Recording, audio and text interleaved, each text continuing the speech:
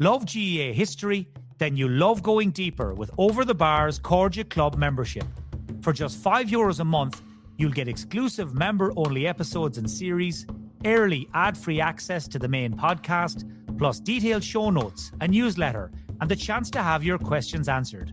Join Michael Foley and Ciaran O'Hara as they uncover the stories, the legends, and the questions that shaped our games. Don't just listen, be part of the club. Join now at overthebar.club.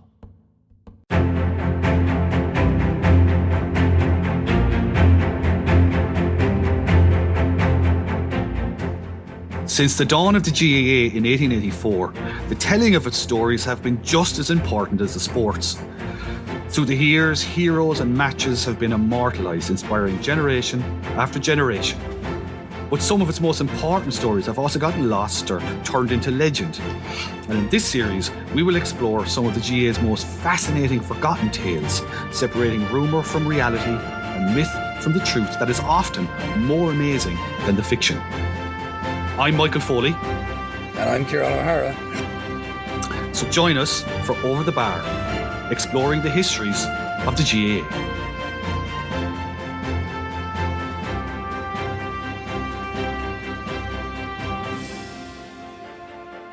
Hello everybody, welcome to the latest episode of Over the Bar, a GAA history podcast, digging into the long lost stories, the forgotten ones, the half-remembered ones, the ones you never thought to remember in the first place. Ciaran, we're in championship action now. It all threw in. I almost said kicked off, but it all threw in last weekend, including two teams that are the topic of our conversation today. Now, you were the right man to do this because, you know, these are actually two teams, London and New York, that are quite close to your heart, really, aren't they? I mean, you spent some of your childhood in London. Yep. That's right. Lived in London for 3 years. Yeah. Yep. You have followed Mayo to New York, I'm sure, a number of times. Yes, I have. And your club, Kiltane, I'm going to speculate that ye may well have had as many London players as Mayo players down the years for all sorts of reasons. I'd say it would go close. Yeah. Yeah. We've had a long association. So, very simple question, people, today that Ciaran is going to answer for us, I hope. Why are London and New York in the Connacht Football Championship? Well, I guess the short answer, Michael, is that it's the easiest province to accommodate them because it is the smallest in the number of counties. So when these counties were looking for an avenue into championship football, you couldn't put them in Ulster because there were already 9 counties. You couldn't put them in Leinster because there were 12 counties. Munster had an even number and there was an odd number in Connacht, so there was 5, and if you added London, it gave you your 6th.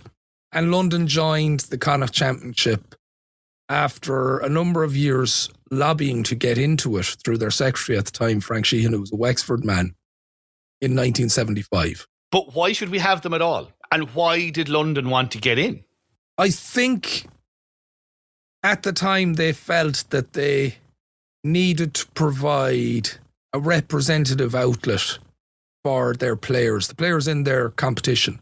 So if we take prior to that, and we'd have seen some of this in the episode that we did on Wembley tournaments for our Cordia club, they would get to play a visiting Bank of Ireland team or AIB team, or they would play in the All British Championships as it was. And the standard in London was much higher than anywhere else. So they weren't getting competition.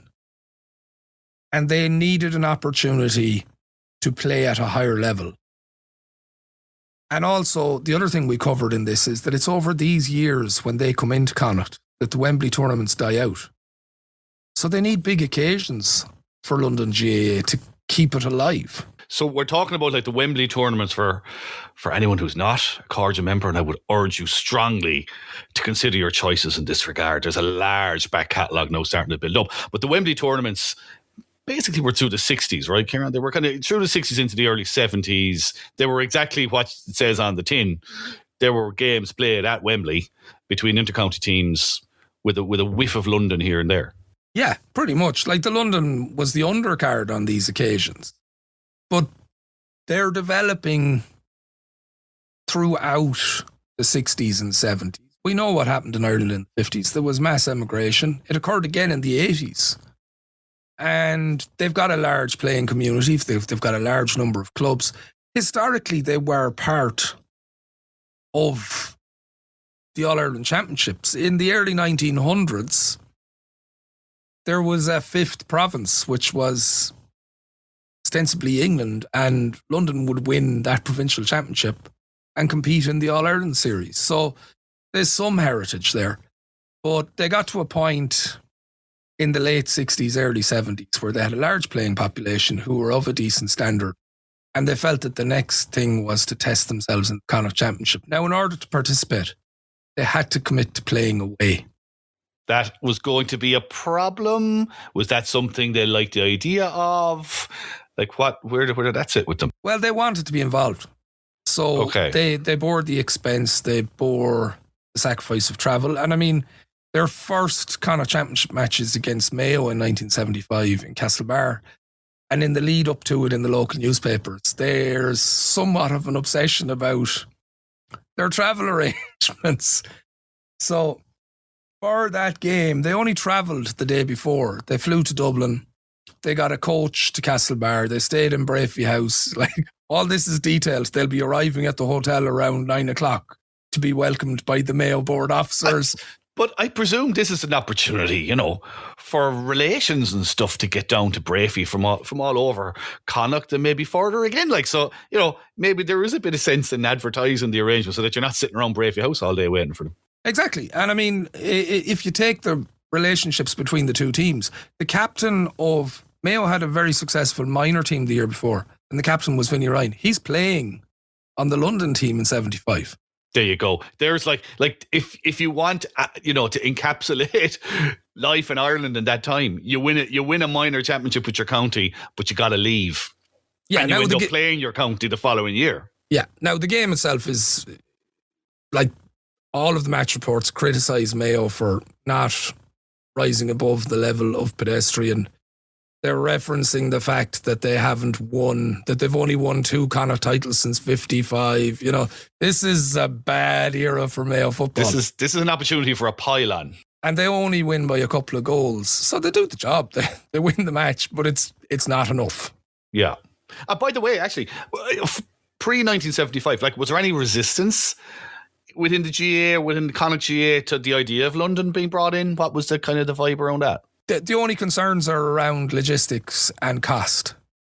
And it's only really when we see it switch to London that you see some people going, oh, well, this wasn't the deal. The deal was that you would travel. But even when that switch occurs in 1981, there's solid reasoning for it. So London had bought Ruislip, the Emerald Grounds as they were then known, from QPR. It was QPR's training ground in 1978. Prior to that, they'd played in New Eltham on an old cricket ground. And the plan was to sell New Eltham for a housing development and develop, an ambitious headquarters for themselves in Ruislip. Now, as it happened, New Eltham got bogged down for years in planning issues. And I think it was 15 to 20 years before they derived enough revenue from it to continue their ambitions with Ruislip. So what happened in 78 was they spent £100,000, a lot of dough at the time, on this QPR training base. And they requested of Mayo in 81, having travelled for 5 years, that maybe Mayo might consider coming to play them in London. And Mayo agreed. And when you see the schedule that Mayo have, you understand why. What, this is their travel schedule? More obsession? Well, it's not so much the travel schedule, but it's what's happening around us. So there's a huge crowd. There's over 5,000, and that would be the biggest GAA occasion in London since the demise of the Wembley tournaments in 76. So you can see that there's still an appetite for it. 5,000 in the Emerald Grounds at the time, which had no embankments on 3 sides and an embankment on 1, is a lot of people. And afterwards, Mayo had a banquet in the Harrow Leisure Centre. Oh, lovely. Delightful. That was thronged. So you'd imagine that that's the point. And this has traditionally been the thing with London. It's somewhere where county boards can go to seek support towards the funding of their activities at home. And over the next couple of years, you see a couple of counties agree to the request to travel. Now, there's still some jeopardy. In 1982, when Leitrim go, in the Leitrim papers, they're commenting on the fact that this was a big game for London because their championship future was being decided. So it's that 82 game, while Leitrim do win comfortably, there does seem to be this background noise about, well, London said they would travel and now they're asking teams to travel to them. Do we still want them? And a decision is made at that stage. Okay, we'll commit to them. They're in now. And what will happen is we'll rotate which opponent travels each year. And that went on up until 2001 when there was a breakout of foot and mouth disease and London couldn't participate in the Connacht Championship that year. And also it cost them the opportunity to participate in the qualifiers. That was the year that the qualifiers came in. So it actually cost them 2 games that year. And the next time they don't participate is in 20 and 21 when COVID restrictions are in place. So actually next year will be London's 50th Connacht Championship. Terrific. That's terrific. And I mean, you know, you mentioned there 82 against Leitrim was a key game. So I'm presuming, so the deal was probably, was it kind of like it wasn't a 7-year deal, was it? It was kind of just a year on year. It was up for review year on year. Yeah. But they had at least one big scalp. Oh, they had a huge scalp in 77. They beat Leitrim in Carrick-on-Shannon. And actually, there's a player in that game, their top scorer in that game is a man by the name of Mick McGovern, who may well be the first kind of born and bred London Irish superstar, if you like, because Mick McGovern was a former professional footballer. He had played for QPR. He'd been involved in a QPR squad that actually made the League Cup final, or, you know, the then equivalent of the Carabao Cup from Division 3, the equivalent of League 1 now. He had been in their squad that had been promoted to Division 2 for the first time. And then he'd moved on to Swindon Town. And after a couple of years at Swindon, knocking around another couple of clubs, I think Brighton he played for as well. But ultimately, he moves into semi-pro football. And it's at that stage that he chances upon the St. Brendan's club training near him. He joins them. He wins a couple of I think he wins an intermediate championship with them. He plays in a senior championship in London. But he ends up playing on the London team that wins in Leitrim. And actually, both his parents were at the game because his mother was from around Glenfarne, Manor Hamilton, that area of Leitrim, and his father was from West Cavan, not too far away again, I think Glengevlin or somewhere around there. So he's the star man when they get their first championship win. Now, they qualified to play a semi-final against Galway, and Galway were much too good at the time. But he's the first kind of real example of, well, actually, there's something to tap into in the native-born players. Yes, because we would have had, and I mean, we will continue to have after this era, you know, stories of, you know, footballers, you know, Tony Grealish comes straight to mind. Tony Grealish is always the story. The lad who first time, you know, played for Ireland, had a very successful football career, but the first time he played at Wembley was with London. But, you know, now that they have a championship outlet, there's opportunities here to kind of, maybe not in the 70s, Ciaran, I'm guessing, and into the 80s, but, you know, there is kind of like the base to kind of start to think, well, maybe at some point we can grow something here that might be sustainable beyond sort of the influx and outflow of immigrants. Yeah, and I think, look, there's concerns at different times. Like, I think one of the reasons they were under pressure in the early 80s was that in 1980 they had been hammered playing Roscommon. Now, at the time, the score was 9-19 to 110. Ah, the ransacking of Ruislip, Ciaran. Well, this occurred in Roscommon. This was in the Hyde. The hammering in the Hyde. And maybe that's one of the reasons why they wanted to have the games in London after that, because that would suggest that maybe they had travelled a little weak. Now, there's no shame in being able to score 110 against that Roscommon team. They only lost that year's All-Ireland final by 3 points to Kerry. Absolutely. But their place is secured in the Connacht Championship, and it carries on like that for a number of years. And then in 1993, they're allowed into the National Football League. That's massive. I mean, again, and just on that now. So that is, to me, that sounds like the time when, you're getting a sustainable program of games that you can actually develop players, develop teams, etc., notwithstanding the fact that you still have this influx and outflow of players. Any objections to that? Did anybody see any harm in having London dropped into, I don't know, was it Division 4 in 1993? But anyway, I presume it was the bottom division, whatever it was called at the time. No, it doesn't appear to have been any objection. And again, you've got to think of the times. This is the early 90s. We've had a lot of emigration in the 80s. So there's consideration for we need to do something for those that have had to leave the country. And they just become a fixture within the league. And the teams that are playing in the division enjoy going to the away games and how they get treated by the diaspora and catching up with relatives, etc. And it gives them a greater variety of opponents other than just playing Connacht teams all the time. And that's something else that develops once they get into the qualifiers. I mean, for the first 5 or 6 years of the qualifiers, they have to play away. It's, they get their home game, but their next game is away. And then they're in the Tommy Murphy Cup for a couple of years because at that time, the Division 4 teams weren't allowed into the qualifiers. And then ultimately, we see them in 2011, they get a home game against Fermanagh. 2012, it's a home game against Antrim.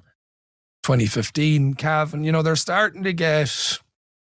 they played Dublin and Parnell Park at some point during these years in the early 2000s in the qualifiers. So you can see the range of their opponents, their experience, who they're meeting, who they're networking with in the GAA is growing.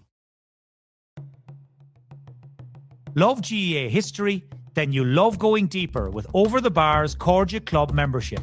For just €5 a month, you'll get exclusive member-only episodes and series, early ad-free access to the main podcast, plus detailed show notes, a newsletter, and the chance to have your questions answered.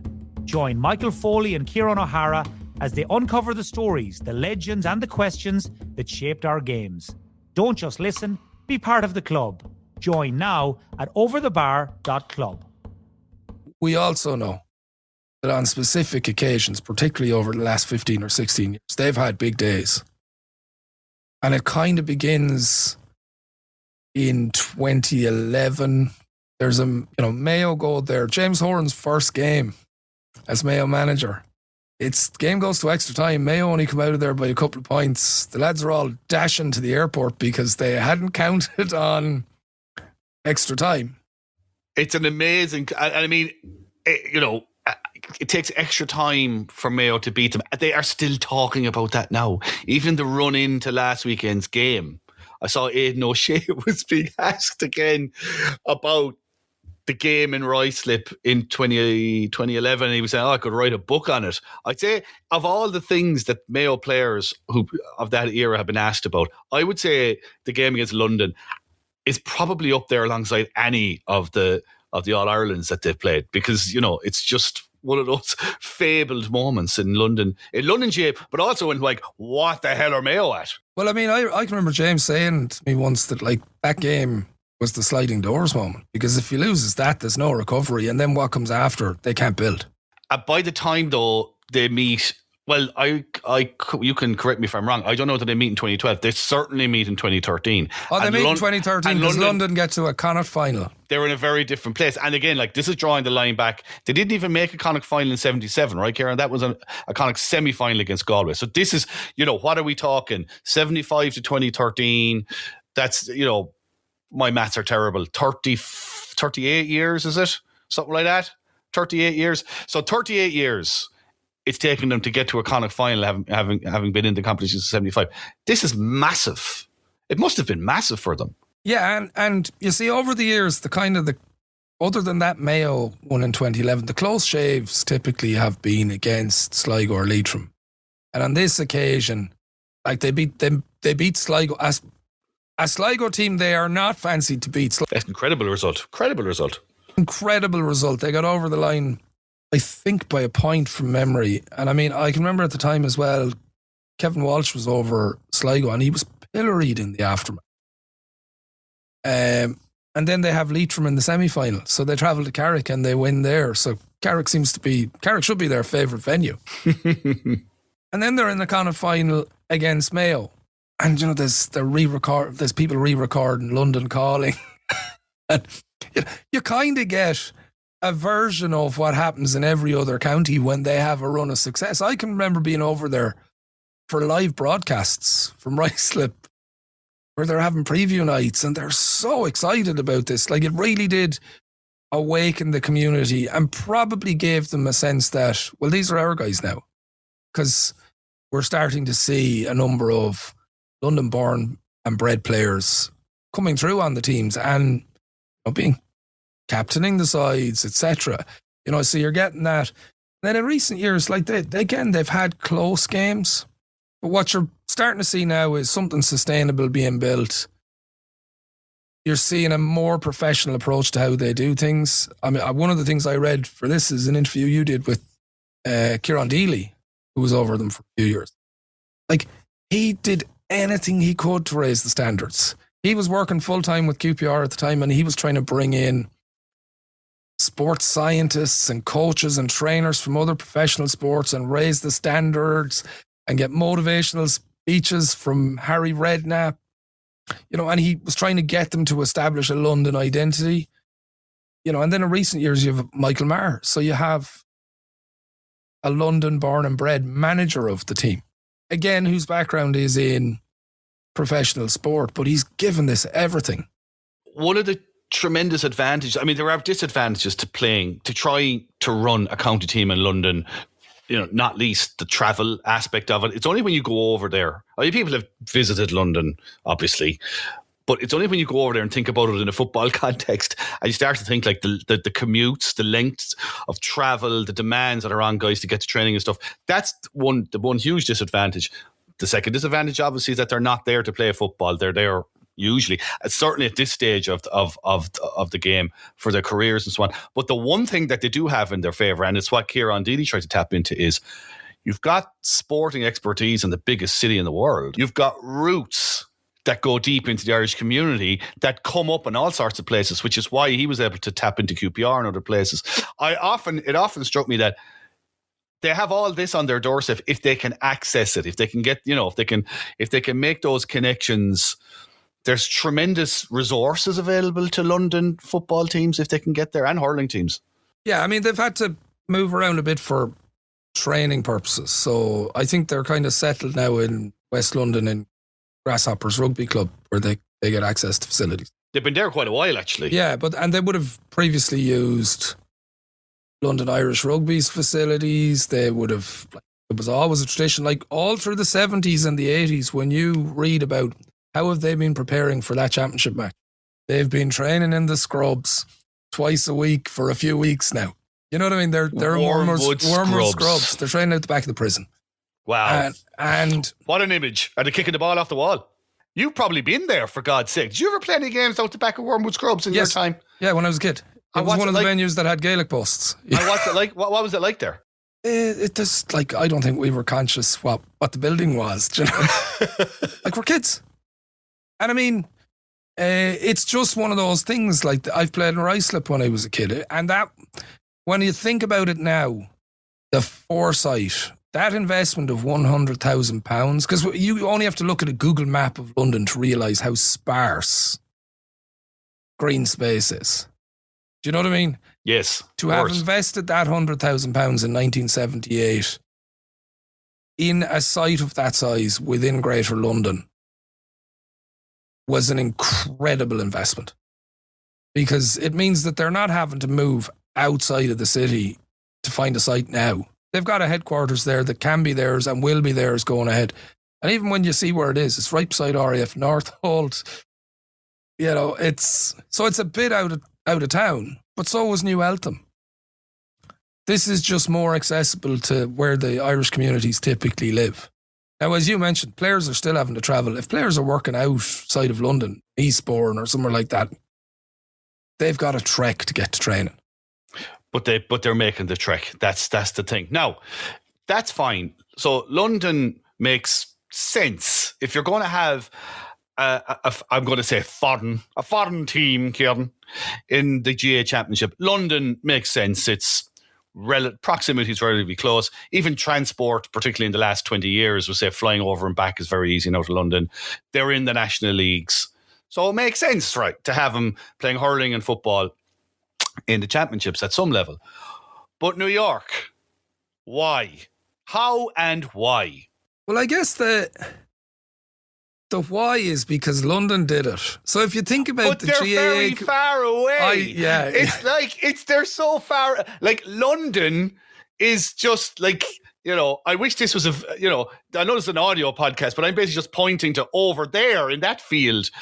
And New York is far away. You're in a caravan in Father Ted right now. Yeah. These cows are very close. The New York cows are a long way away. But I guess, like, for them, like, so the biggest GAA communities outside of Ireland are London and New York. And I would say it's the presence of London that makes them go, why can't we have that? There's another couple of factors. Historically, and this is something we will definitely be doing episodes on, there is a tension between the GAA in New York and the GAA centrally that at times is toxic. Like, they're unaffiliated to the GAA at one stage, and proudly so. Hang on, whoa. Unaffiliated means just, at the risk of telling our listeners how to suck eggs, unaffiliated means you're not actually part of the GAA at all. Yeah. So New York GAA is running completely on its own. It's just a separate entity entirely. For how long? It would just take too long to get into in this episode. We will definitely do an episode on this that will probably be called John Kerry O'Donnell versus the GAA or something like that. So from about the 40s to the 70s, there's certainly so much tension between the two. A lot of it is based upon received payments to players, organisation of events that aren't sanctioned, tours that aren't sanctioned. Like, it's just... And this stuff persists even after John Kerry O'Donnell is succeeded within the New York GAA by more reasoned people who want to be a part of the central body. Still a bit of this goes on because it's kind of embedded in the culture now. You fly a guy out to play for you at the weekend. That's how things happen. And we end up having things like the Tony Keady affair down the line and stuff like that. It just becomes very messy. Like, in the lead up to this, I found motions at Congress for, can we ensure, the first motion ever to come to Congress from Central Council, so not to come from a county board, comes in 1999, and it's regarding players being registered at least by the Wednesday before they go to play in New York or anywhere else in the USA. And Frank Murphy is speaking up, confirming, the number of days before they can then play for their club again. And they can't be going over there and flying back to play matches at home in between.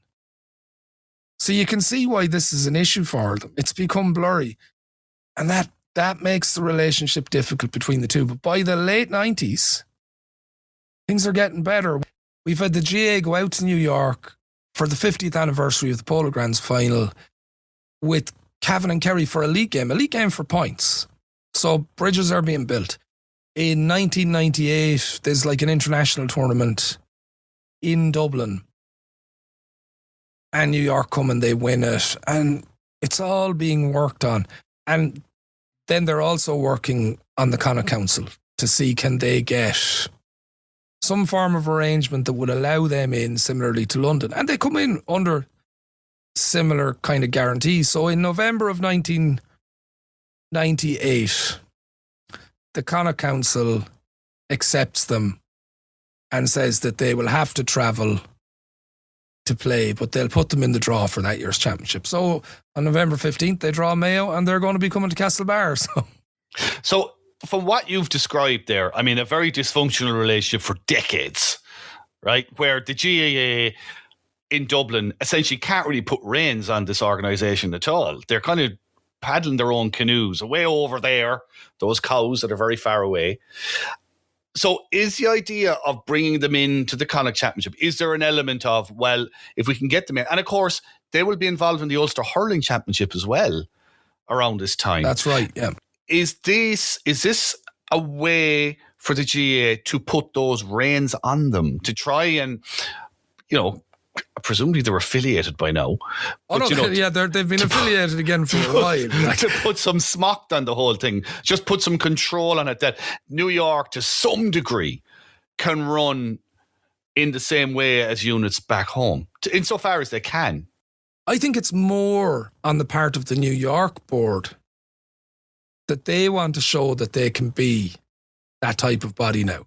They see grant money? Is it grant money they see? Well, I don't necessarily think it's that. I think it's that there's a realisation on their part that the glory days of, every superstar in the GAA flying in for a weekend and Gaelic Park being full are gone. Like, we're now in harness with the Celtic Tiger. Immigration is dropping. This is about building something that's sustainable and giving their own teams, again, much like London, a team to aspire to play on. And I think that's really where it is. So in 99, they came to play Mayo in Castlebar. I was actually with them for the week before that game. I was filming for a piece for Breaking Ball. Now, for some reason, it seemed Breaking Ball went New York nuts that year. Unfortunately, before I joined, somebody else was dispatched to New York to watch them, to film a feature on them playing the Defence Forces team twice. And from reading newspaper coverage now, I realise a lot of people seem to have gone on that trip. So they were obviously on some form of charm offensive. There was journalists, I saw them play in the army twice and they looked very good. And you're going, oh, how did I miss this one? How many lads went out to this, like?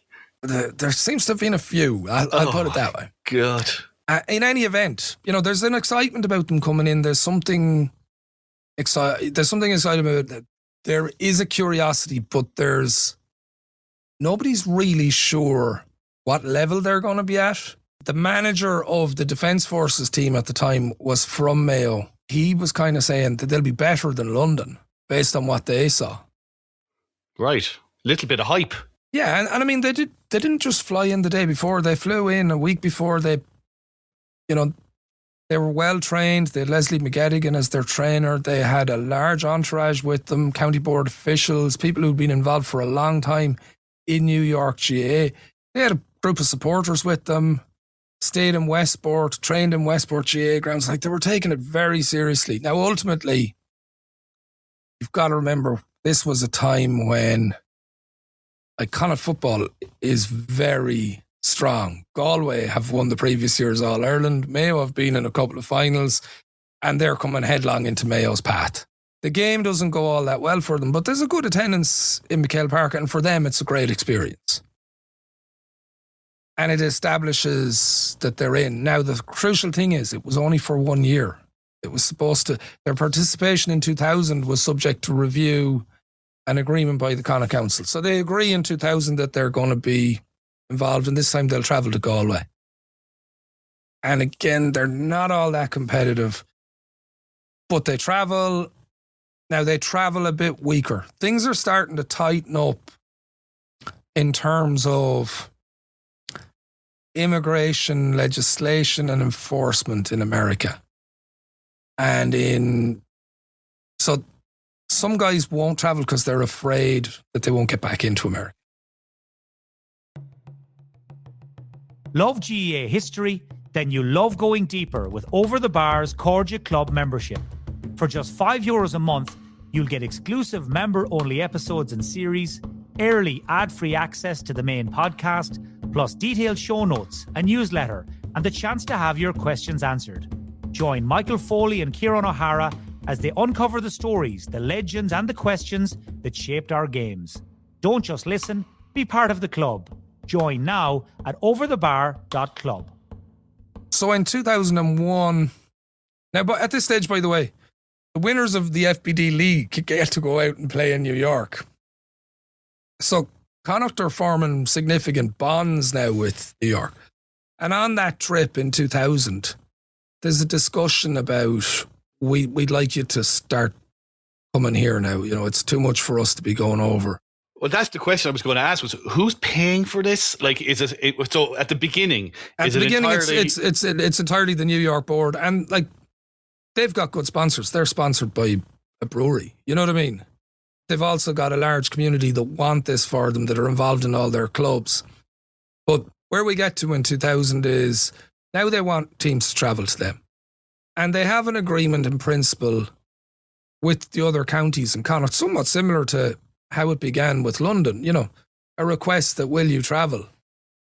And Sligo had agreed. So Sligo knew at that point that in 2002, they'd be going to play in Gaelic Park and they'd begun planning for it. But in 2001, nobody seems to have spoken to Roscommon.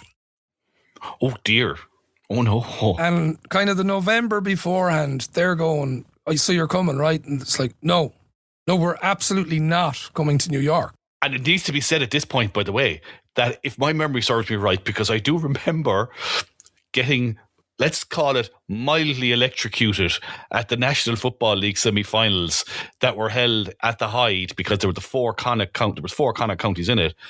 The Hyde was being rebuilt. We were sitting in a back of a truck with a tarpaulin with the rain falling through it, and I got a bit of a jolt. But anyway, so the point being, Roscommon GA are footing the bill for the redevelopment of the Hyde in 2001. So the idea of going to New York was probably not what they wanted to hear.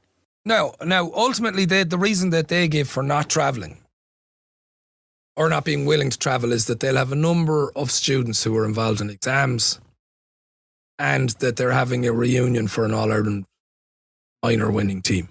Yeah, it's money. Yeah, we can't that's go. Not what I'm seeing that's not what I'm seeing in the local newspaper. We can't go because we're having a reunion and there's some lads sitting exams. No, come on. Next. So this results in a big spat between the two counties, and Monty Maloney, the then chair of New York, is kind of going, well, if you won't travel to us, we're not going to travel to you. Oh, here we go. And like this is all kicking off, and there are certain things that come with the previous 2 years. So there's been an economic benefit in both Galway and Mayo. They travel they bring a large touring party. They stay in a local hotel. They spend money while they're here. They bought loads of blankets from Foxford Woolen Mills, and they've been all that stuff. They've been down Shop Street buying up the Lord knows what in Galway. Yeah, it's great. So they're kind of, well, we might not travel. And then and if we do, we won't stay in Roscommon. We'll stay in Westport. You know, and like, this is all going on, just spats back and forth in the press. And I mean, Monty Maloney's saying that he's had a call from every newspaper in Ireland, but he hasn't had a call from Roscommon. So it really looks unedifying. But in any event, New York do decide to travel. Now, I don't know what happened to make that happen. Perhaps they were told, if you want to be having the other counties, let's just be reasonable here. Let's meet halfway. Now, as it happens, they do stay in Roscommon. They stay in Ballinlough in a place called the White House. Oh, very nice. Very good. And something I should have mentioned, for their first game in McHale Park back in 99, that was almost moved to Tuam at late notice, because the Castlebar Mitchells Club had resurfaced the pitch that year, and they were trying to preserve it for the Mayo-New York game and turned down permission for Mayo to play a challenge match for the Green and Red Trust, which is kind of a past players charity that Mayo would have had, against Dublin. And they were told that if they didn't facilitate the playing of both games, one would be moving to Tuam. Oh dear. So, you know, you get all these little issues. But in any event, what happens from 2002 onwards is Sligo go. And in the years that follow, it falls into this rotation of who's coming. And by the time it comes around to Roscommon's turn, they go.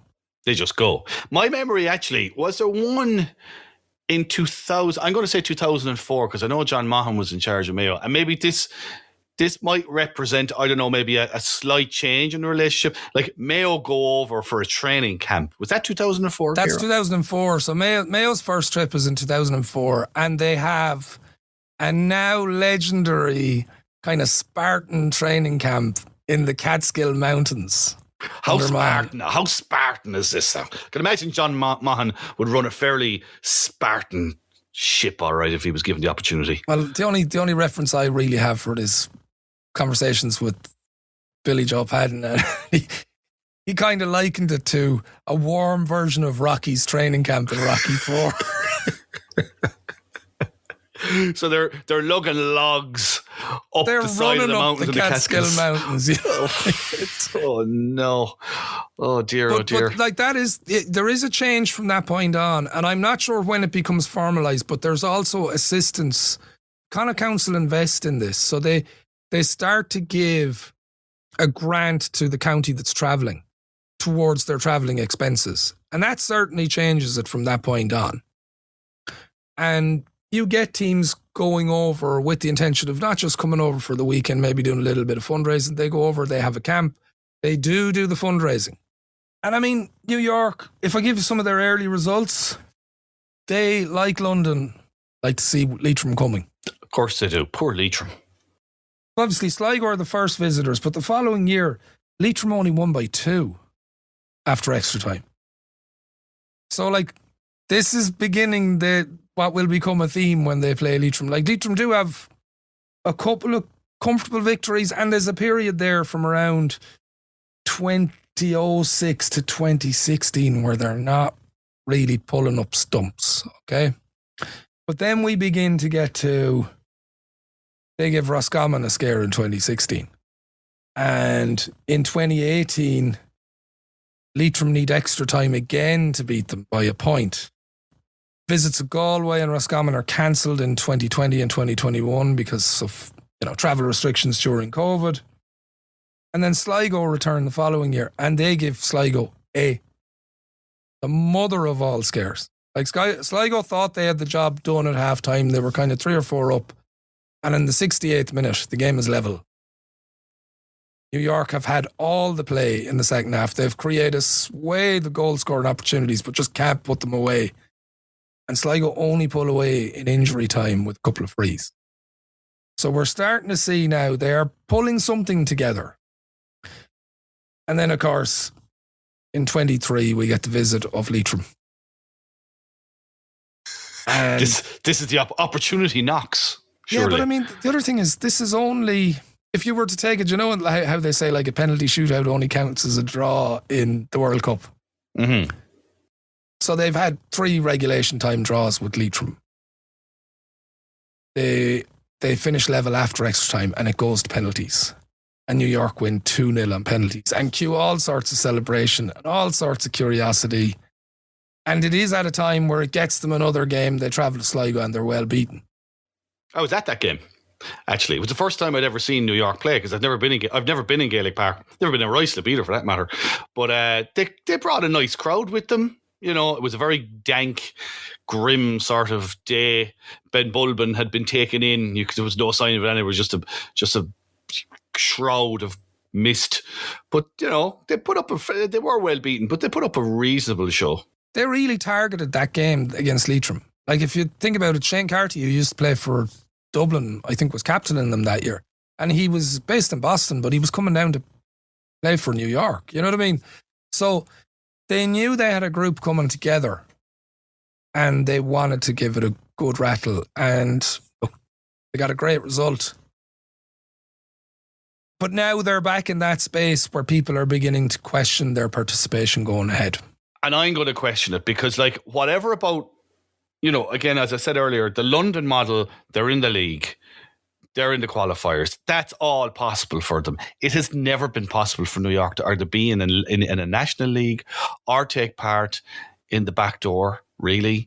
So, although the Tailteann Cup has given them an additional opportunity with a preliminary quarterfinal, which they travel for. It has.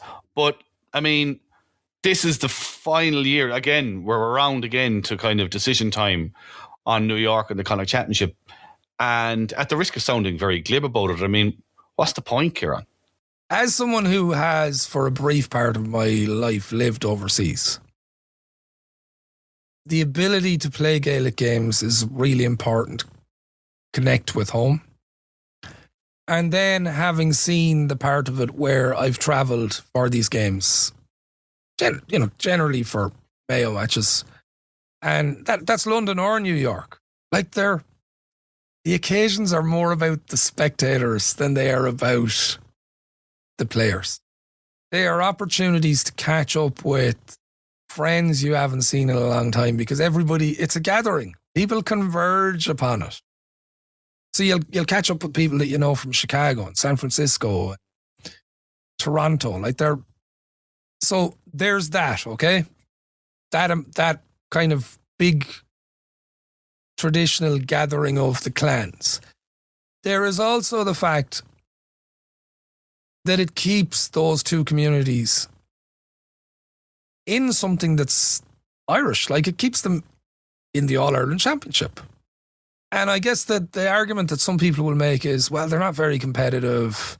Why bother if it's only, surely the guys that are playing in Barcelona and in Sydney, they're getting to have their connection with home. They're getting to play. It should just be a competition. We don't need them involved in the All-Ireland. I think we do want them involved in the All-Ireland because of the occasions they offer, because it helps us provide some financial assistance to them in promoting the games. If we really believe that these are the best games in the world, surely we should want them played by more people than Irish people. And in order to do that, you have to have a footprint inside other communities. And you are starting to see that, I think, in both places. You have guys now playing for London, certainly, who are not of Irish background. You will have New York players. So I think a little patience is required. I think the arguments that people will look at is because of the condensing of the new championship. Is it practical in the case of New York to be travelling out 2 weeks before you're playing at home? It certainly sat more comfortably in the calendar when you were going out in May and it was like 4 weeks to the next game. So I think that's one of the things that's working against it. But I do think it's important because of what it gives you. And there's something just bloody unique and exotic about going to...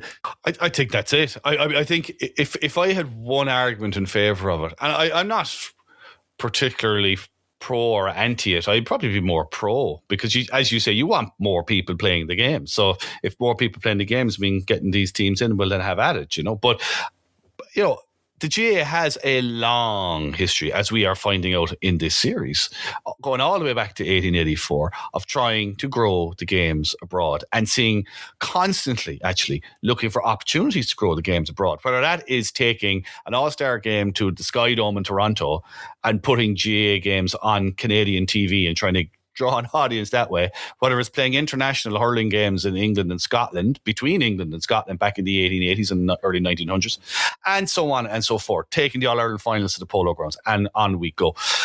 If you want to grow a game in that manner in New York, in particular, and obviously London as well, but I'm just thinking about New York, you do need to have that pointy end, don't you, Ciaran? You need to have an elite team that guys can aspire to, that it is more than just a social gathering. The social gathering aspect of the GAA is very important, but you'll always have a percentage of players who can go higher than that. And if you want to get the best out of those guys, you do need what is for New York an international outlet, which is coming back or guys coming over to play with them. I mean, to wrap it up, I guess I'm wondering from your side of things, is there other ways that we can utilise New York, London, maybe even other units, North American GAA, these guys? Is there another way that we can utilise the competition structures that are there to get them more involved? Is there anything that can be done that way? I think, look,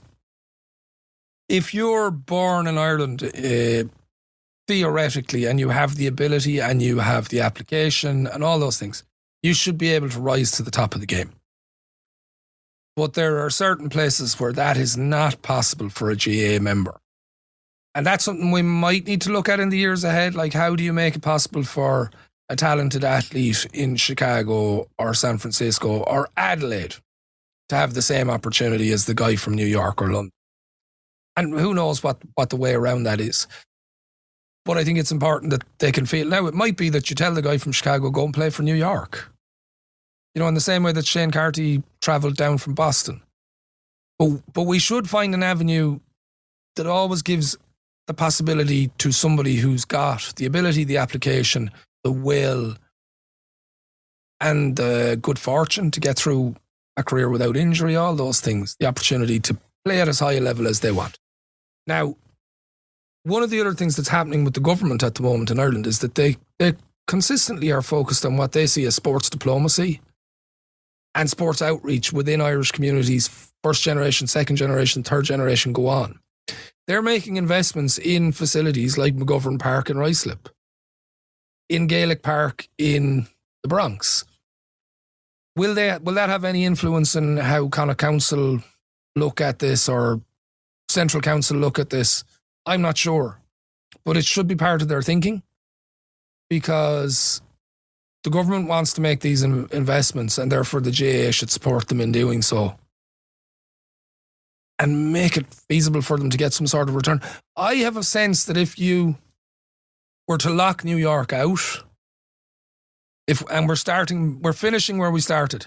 If you lock them out, it may inevitably lead to where it was, which is them on the outside trying their own thing. Where I think it's more important to have them on the inside doing their thing for the promotion of the GAA. And I don't know how these debates happen, who makes the decisions, but that for me would be a consideration.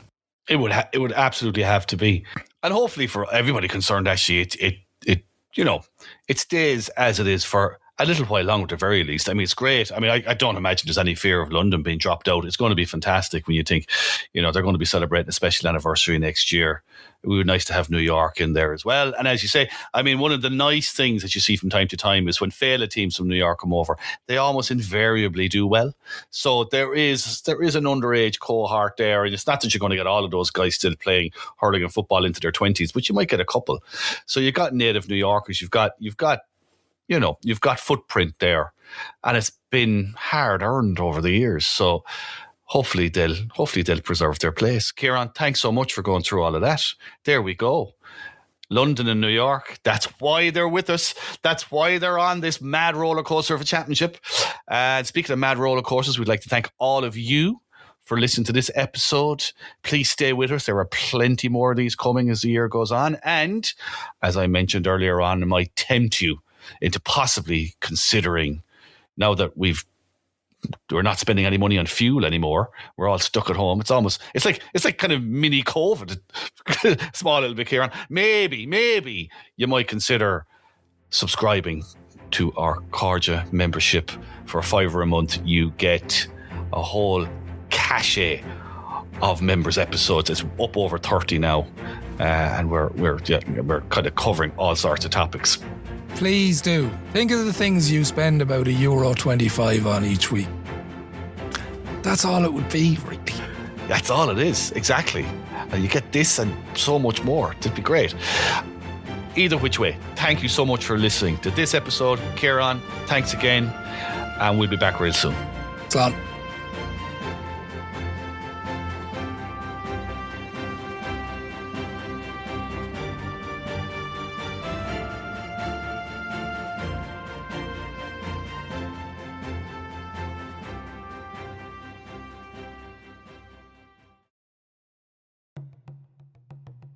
Love GAA history? Then you love going deeper with Over the Bar's Corja Club membership. For just €5 a month, you'll get exclusive member-only episodes and series, early ad-free access to the main podcast, plus detailed show notes, a newsletter, and the chance to have your questions answered. Join Michael Foley and Ciaran O'Hara as they uncover the stories, the legends, and the questions that shaped our games. Don't just listen, be part of the club. Join now at overthebar.club.